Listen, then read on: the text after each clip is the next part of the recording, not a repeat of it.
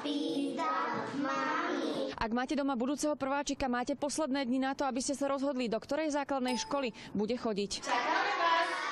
Rodič môže vybrať pre svoje dieťa jednu základnú školu, do ktorej chce, aby jeho dieťa chodilo, a nemusí to byť spádová škola v mieste jeho bydliska. Sa tu aj naučia veľa písmen. Učitelia odkazujú, deti pred zápisom nemusíte nejako doučovať ani strašiť skúšaním. Učitelia si síce deti otestujú, ale tak hravo, že si to deti ani neuvedomia. By sa malo vedieť predstaviť, vedieť povedať, koľko má ročkov. Kruh, štvorec. Zarecitovanie básničky, zaspievanie pesničky, farby, aby vedelo, no a číselný rád do tých 5-6. Ak vidí, že to dieťa má nejaké problémy, môže navrhnúť aj odklad. Každá zo škôl má svoje plusy aj mínusy. Rodič by si mohol zistiť napríklad to, koľko detí dostávajú úloh, potom aká je ponuka mimoškolskej činnosti. Sa pýtajú, kto bude prváckym učiteľom, koľko bude detí v triede. My sme si vyberali jednak školu podľa toho, aby bola blízko tých ostatných detí, lebo máme 3 deti, takže aby sme to rozvozili a pre nás boli dôležité teda tie jazyky. V tejto triede napríklad prebieha bilingválne vyučovanie už od prvého ročníka základnej školy. No rozhodujúca pri výbere školy môže byť aj na pohľad drobnosť. Sme boli asi na 3 školách, kde boli nevyhovujúce